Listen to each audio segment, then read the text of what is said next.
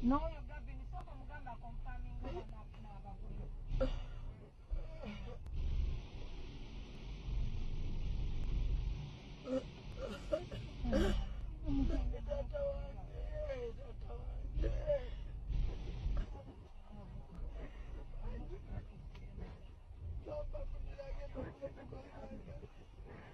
Kitalo nnyo, kitalo ddala. Amawulire ge tukeereddeko ku lunaku olwaleero mawulire tegawoomya amatu, tegawoomya maaso, ge g'okubeera nti Nirajjaliya afiiriddwa taata we. Kwaniriza nnyo wano ku SMX Media, nange Musese MX. Wano tubaye ne updates buli lunaku, buli kiseera. Story wejjira bwe tugikolera ekisinga okubeera ekikulu nti stories zaffe tuzikonvatinga ne zibeera nga ziwewuka ddatawo aleme kubeera nga agenda mungi. Kankusaba mbe subscribinge onigende ku notification bell eyo tojja kubeera nga missing updates naddala nga zino. Naye nga sinabeera nga nkakuterako kankujjukize ku Shehi Mukasa Shafiki avuddeyo kubeera nga akuwonya ebizibu eby'enjawulo ng'akulombera dduwa. Gwe atalina mukisa business tezitambula, tokuzibwa ku mulimu, sente zikuyita mu ngalo, kobeere ng'oli mu ggwanga lya Uganda oba ng'oli wabweru wa Uganda, ajja sobola nnyo okubeera nga akuyamba. Mukubireko ku enamba y'essimu gy'olaba, ebisigadde obimulekere. Yes, amawulire ge tukeereddeko ku makya g'olunaku olwaleero g'emiranga egivudde owa Jaliya, obutambi bwe tulabye mukazi wattu ng'alaaja Naira omutonzi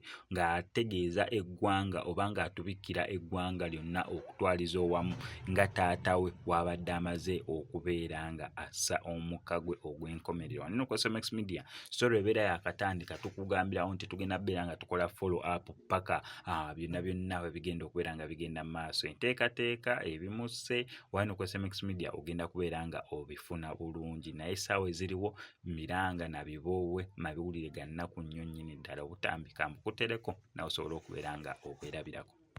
Muzukuke mweraliikirire, taata wa Jaliya afudde bannange.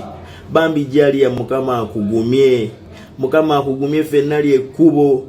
Kitaawo musabire busabizi Mukama amusaasire ebyamusobako, naffe tugenda musabira Mukama amusaasire bambi. Nenga taata wa Jaliya afudde, gamba atawulidde omugamba agamba omulala, n'omulala agamba omulala. Samo TV, bye bye.